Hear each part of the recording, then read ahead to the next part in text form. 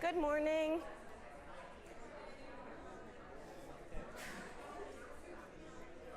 How are you this morning? Is everybody good? We're halfway through the week. That's a good thing. Pardon? Now, let me tell you something about the Cerrigo maps. I've been getting a lot of emails, which has encouraged me to talk to the Cerrigo people, the hotline for faculty. And I've done that twice in the last 24 hours. And here's the deal. They've looked at it, they've looked at the way it's set up twice. And they've said that it is set up correctly. Now, what students have seen, and I cannot see what you see, there is a certain, the guy I talked to called it a toggle on some screen that you have that allows you to toggle back and forth from one computation of your grade to another.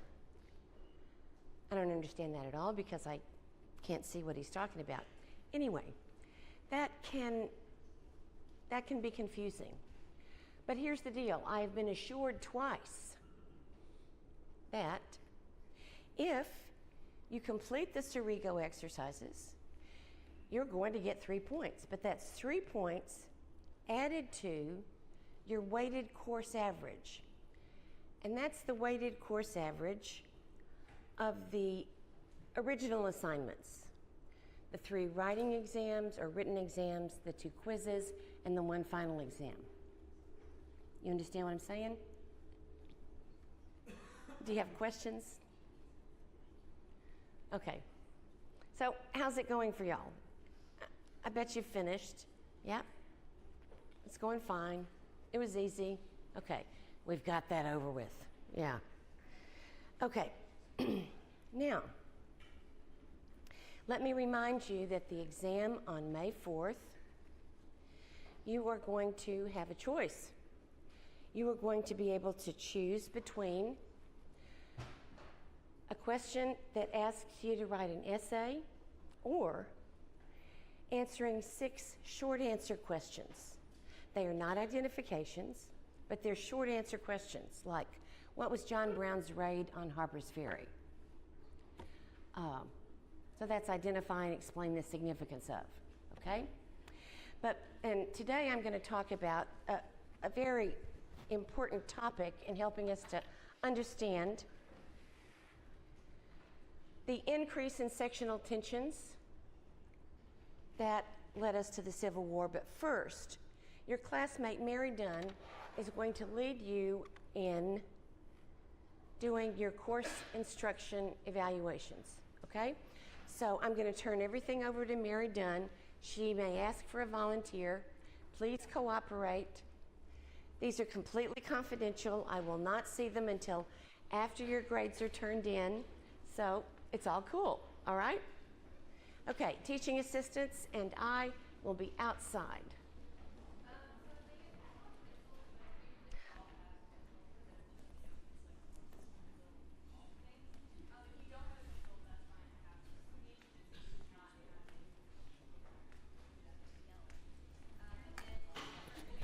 Mary. Mary.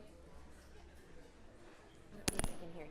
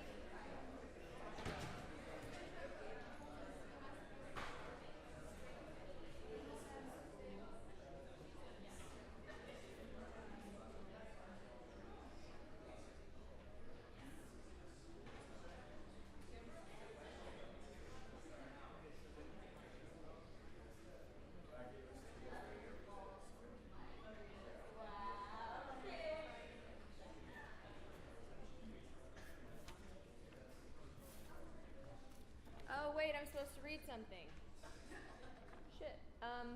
Your feedback is very important. Use a pencil. Blah, blah, blah. Provide feedback only for see home. You can find your unique number online. Write the instructor's name and course ID number in the top right box. Please pay special attention to the response scale. Left side, less favorable. Right side, more favorable. Y'all can read. This is so dumb. Neutral does not mean not applicable. All right. Yeah, so I don't know. Is 5 minutes enough? How long is this thing? Do you think need 10 minutes? Someone say something. Okay, cool.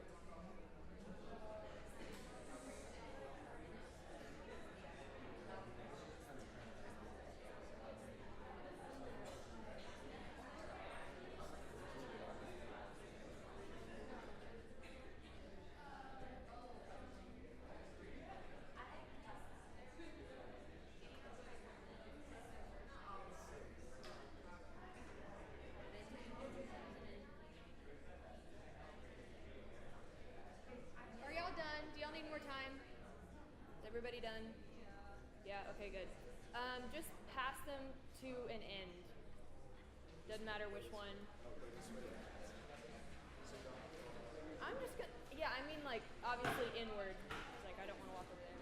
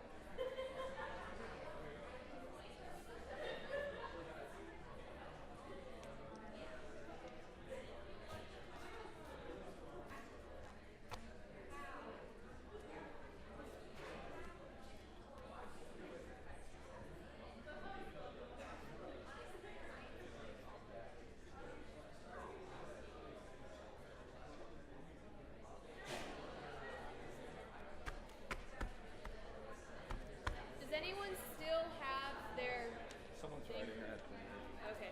I got it. Don't get up. Don't get up.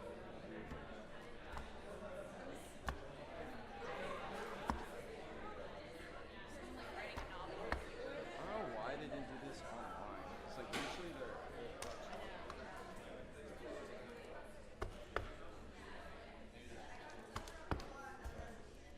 Oh, they gave so many and no one comes to this class. yeah, I know. I know.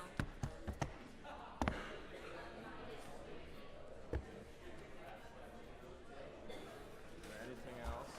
And I don't have to tell them anything else. Crayons de golf. Oh yeah, did you get everybody's pencils? Who used a pencil? Do you have to have that back? Yeah, I have to take the stupid little pencils back. Fun fact. So if you used a pencil, like the little golf thingy ones, we need it. There's one in the middle.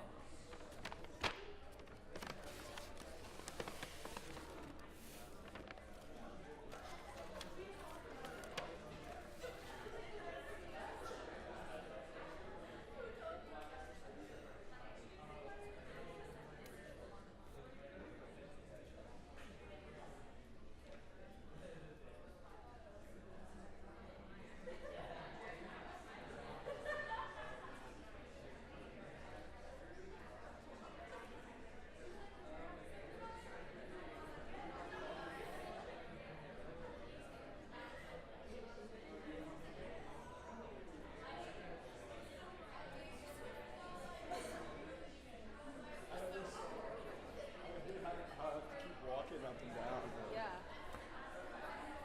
Do we not have another rubber band? Do you need my help or anything else? No, you're good. Okay, does anyone else have a piece of paper or a pencil thing? Shit, y'all got so quiet. It's not that important. Okay, I'm done. I'm gonna go tell them that we're done, and then I know. It's only like 30 minutes of lecture though. That's not that bad. Okay. Thanks, guys.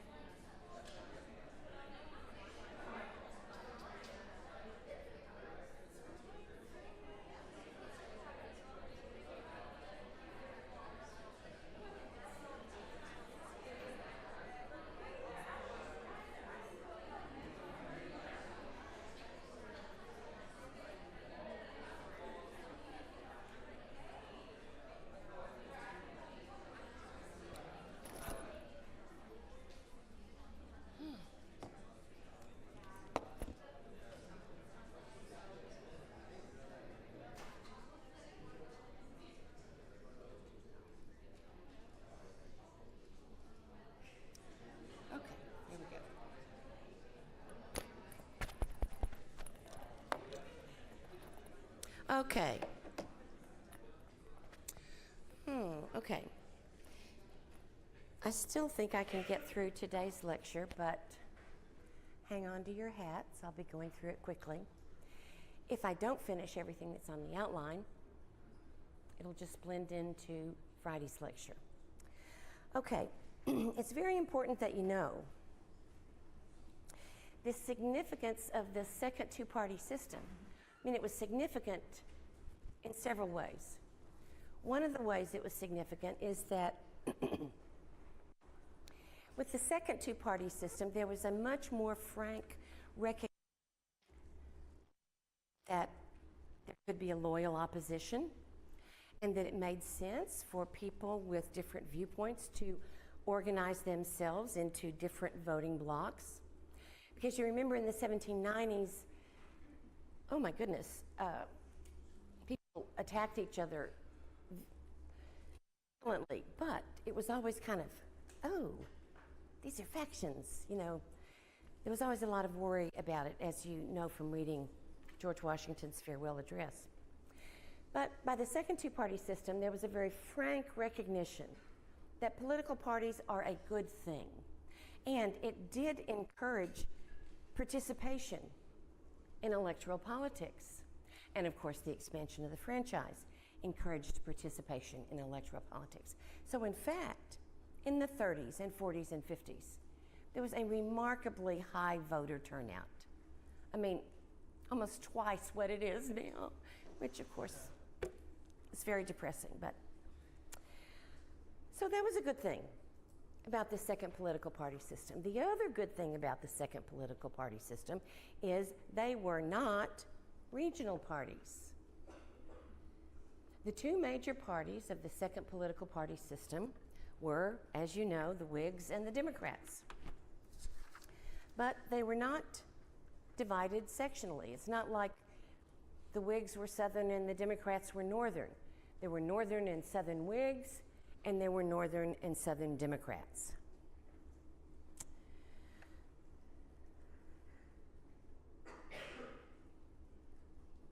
The Whigs won, and they were pretty, the way they traded off power in the White House and in Congress was pretty even. For example,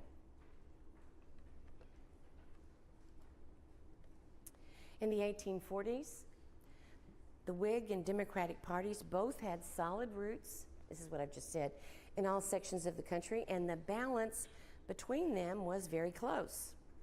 The Whigs won the presidency in 1840 and 1848.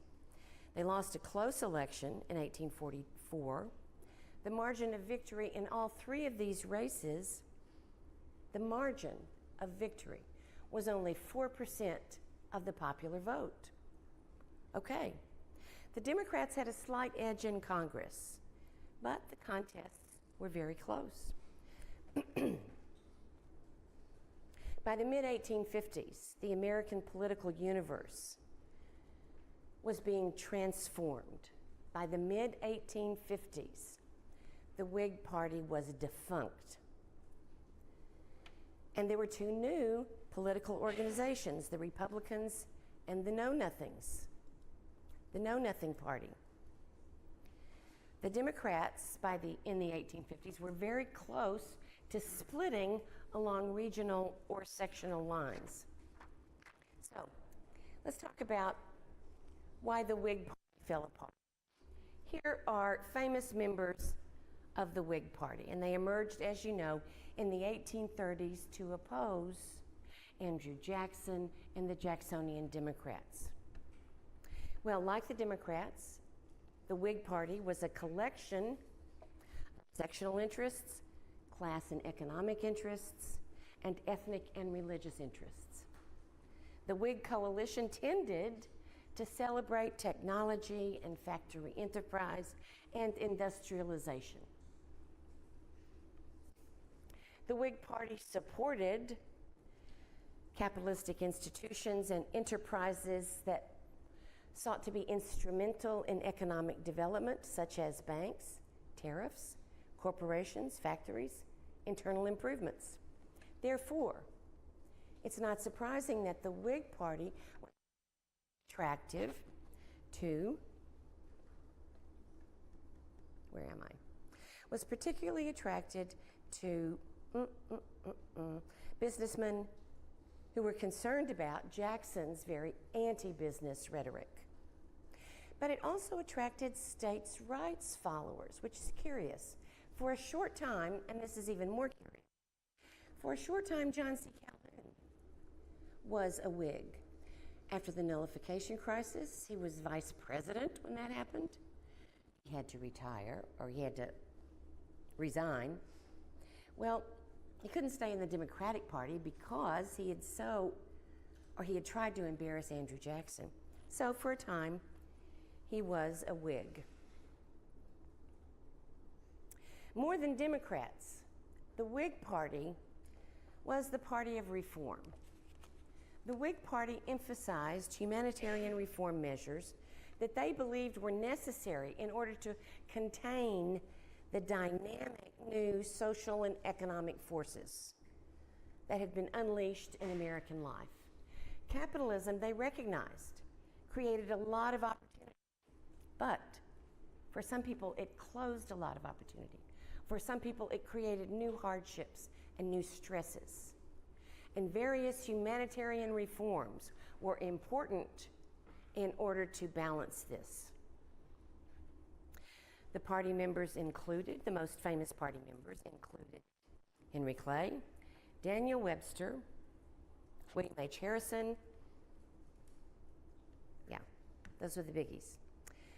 Well, this is what happened to the Whigs. In 1852, Clay and Webster died. In a way, nobody thought this at the time, but when we look, in a way, this was an odd omen of what's about to happen to the Whig Party as a whole. But their death, taking away two of the party's preeminent leaders, certainly weakened the party as it was about to hit very hard times.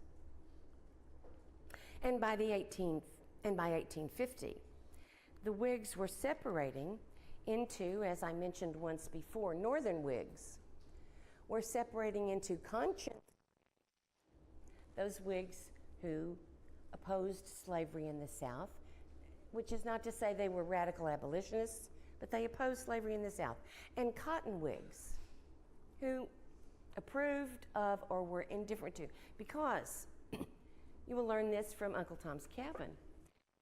Southerners made money off of slavery in the South as shippers, as insurance companies, as bankers, and so on. And many Northerners owned slave plantations, not many, but some Northerners owned slave plantations in the South.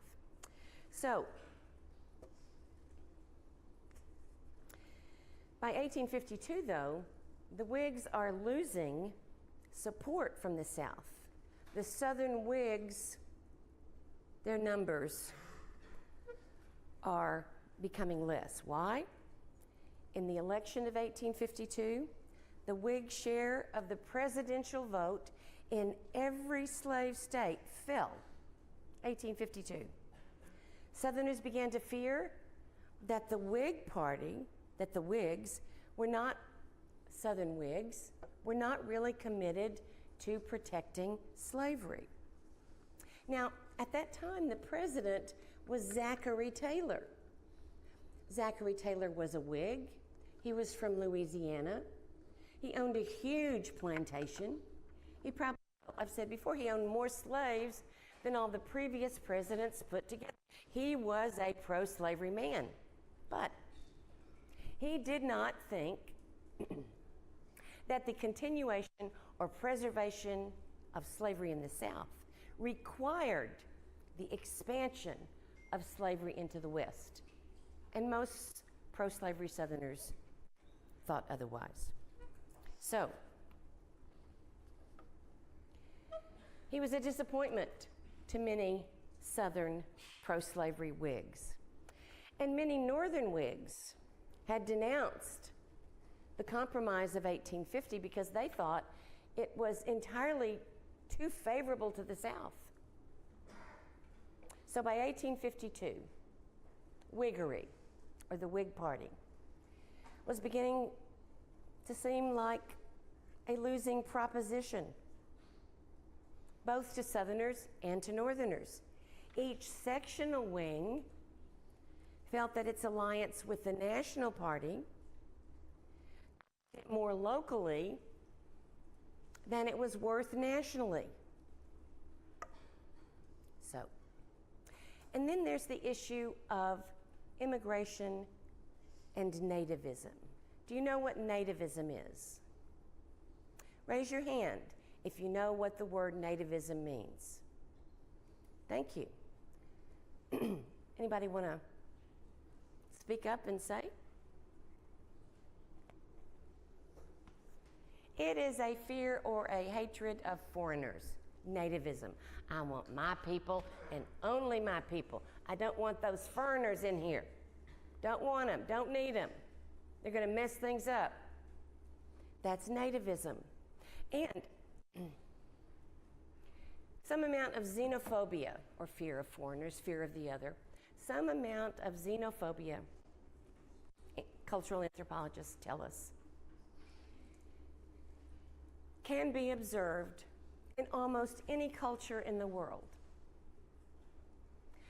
But in some cultures, xenophobia or nativism becomes more extreme.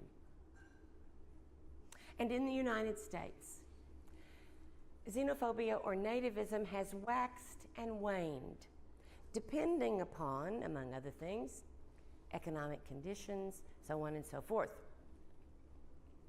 Well, in the 1840s and 50s, there was a very significant wave of immigration from Europe, mostly Irish and German.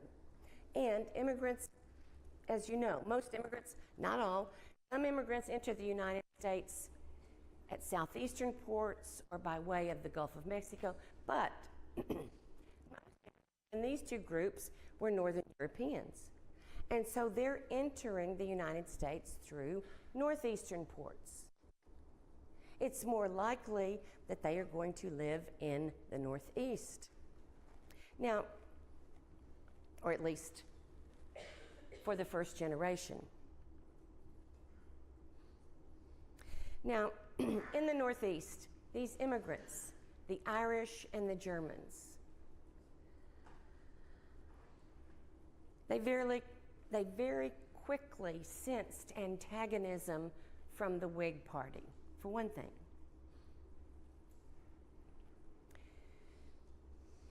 The Whigs are thoroughly Protestant. Almost everybody's thoroughly Protestant. But the Whigs are not only thoroughly Protestant, but a part of their thorough Protestantism is that they are very anti-Catholic. And most of the Irish and many of the German immigrants were Catholic. And so this was, oh no, not more of these people. So the Whigs were not at all welcoming, not at all. And Whigs supported reforms that the immigrants felt were very hostile to them, such as temperance.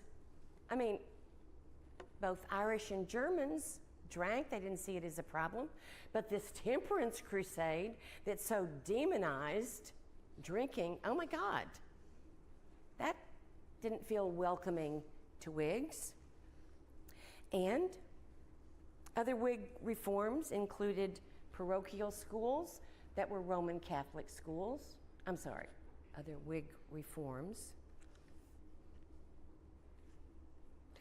Whigs were opposed to parochial schools. They were opposed to anything that was outside the public education system.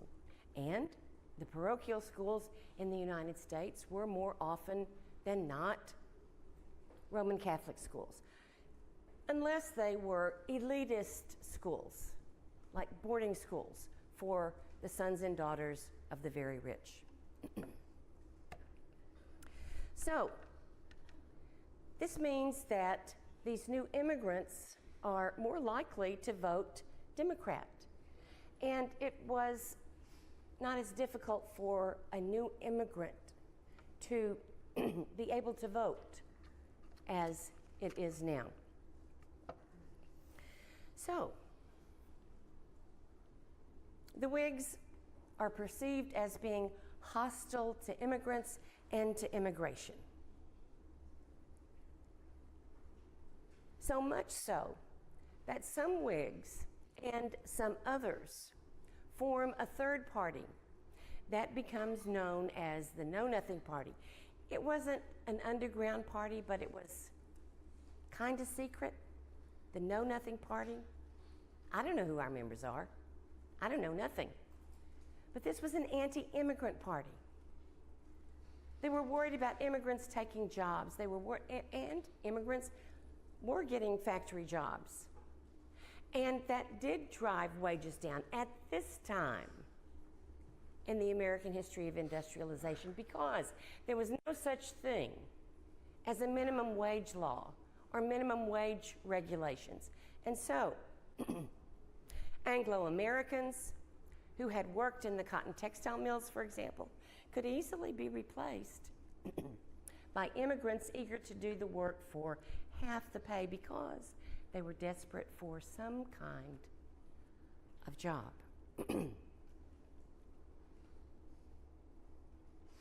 And then there's the fractious Kansas-Nebraska Act.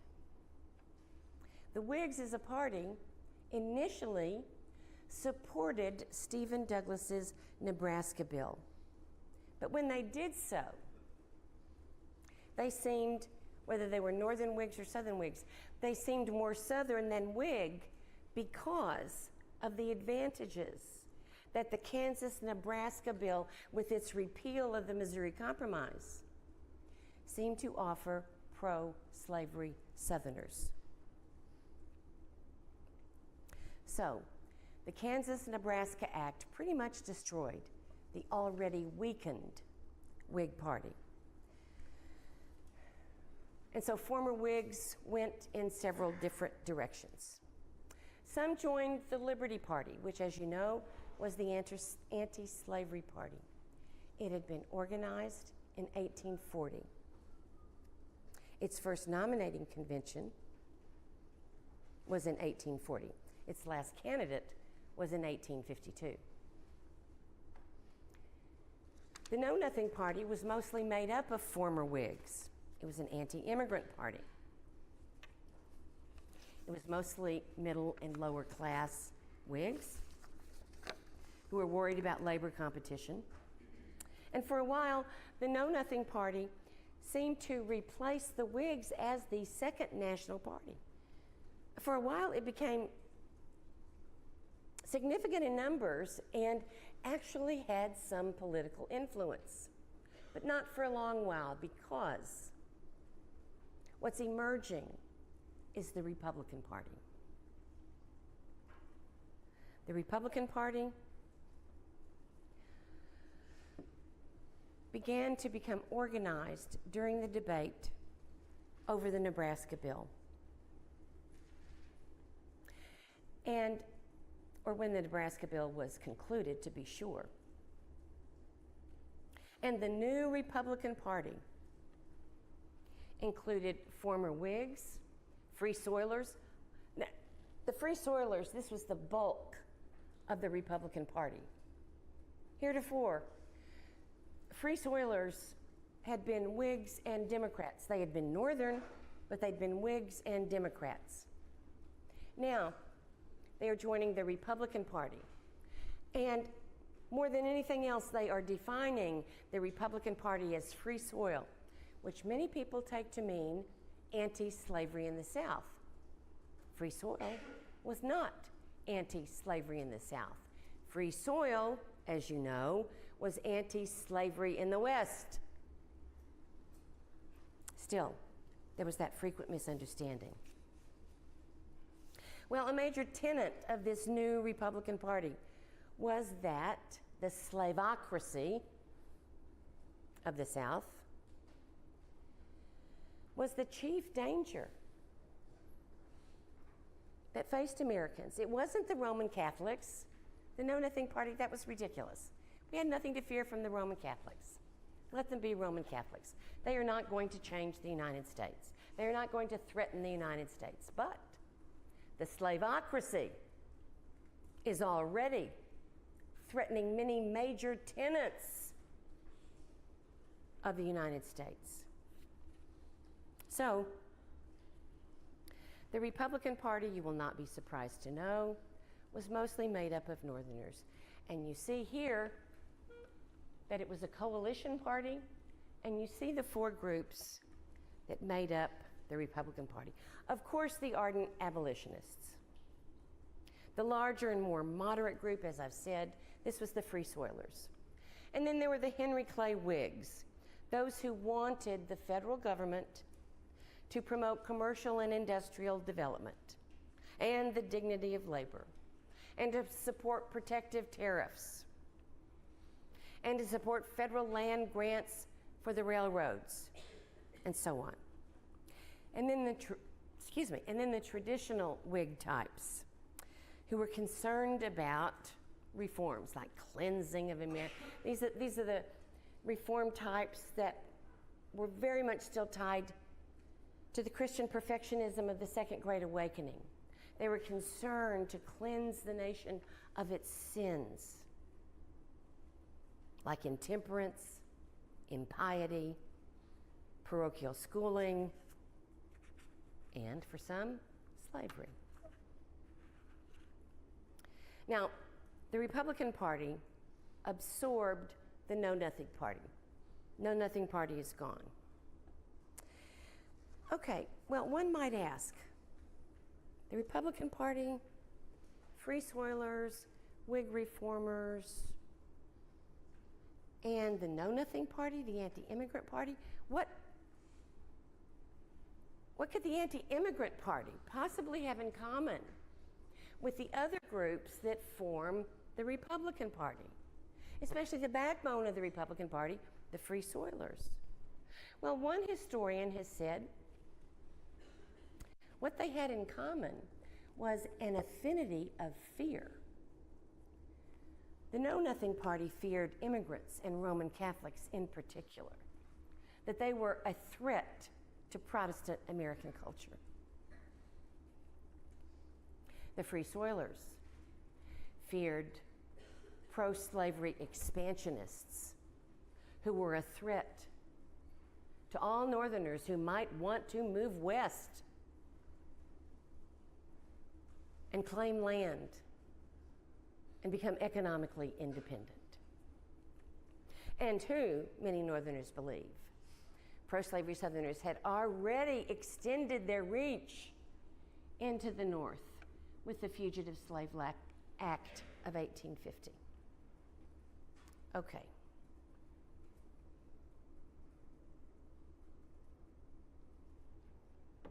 Well, what about the Democratic Party? You've heard me say that President Polk was an expansionist president. He was the president that presided over and encouraged the U.S.-Mexico War. Yes, Franklin Pierce was an expansionist president as well.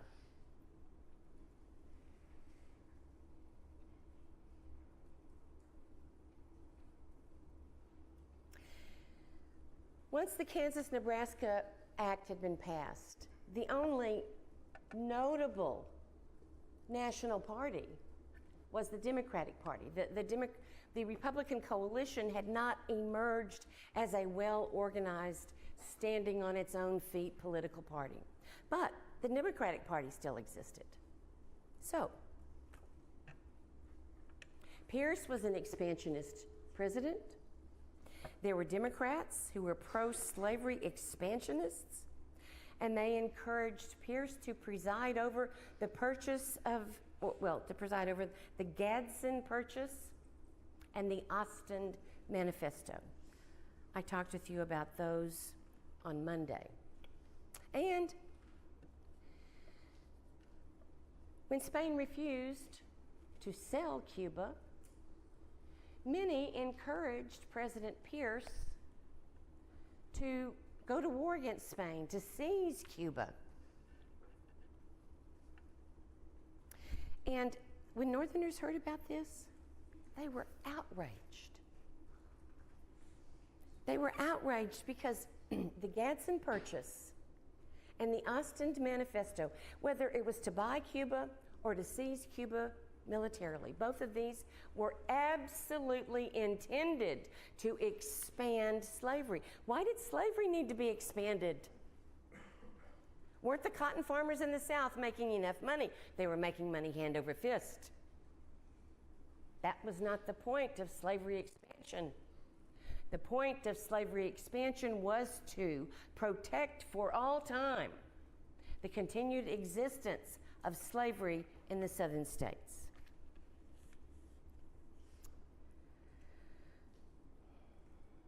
Northern Democrats were upset about the Gadsden Purchase and the Ostend Manifesto as well. And they were suspicious that their president, Franklin Pierce, was really the president of only the Southern Democrats. So you see, there are now tensions between Northern Democrats and Southern Democrats. The Democratic Party is experiencing these regional or sectional tensions over the issue of whether or not slavery will be allowed to expand into the territories. They're upset by the violence in Kansas. They're upset by the Lecompton constitutional crisis in Kansas. They're upset by the Dred Scott decision of 1857. Northern Democrats are. And then, this is what I've just been talking about. Okay.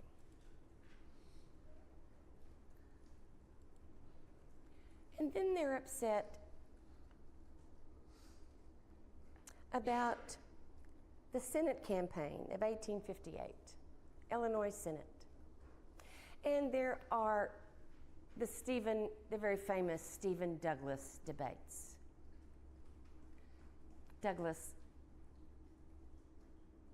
Lincoln Douglas debates is how it's usually said. Stephen Douglas debating Abraham Lincoln. Okay? Several debates. There wasn't even radio at this time. But these debates were reported on, transcripts of the positions that each man took were reported on in newspapers all over the country, and created quite a stir. And I'll pick up with that when I see you on Friday. Okay.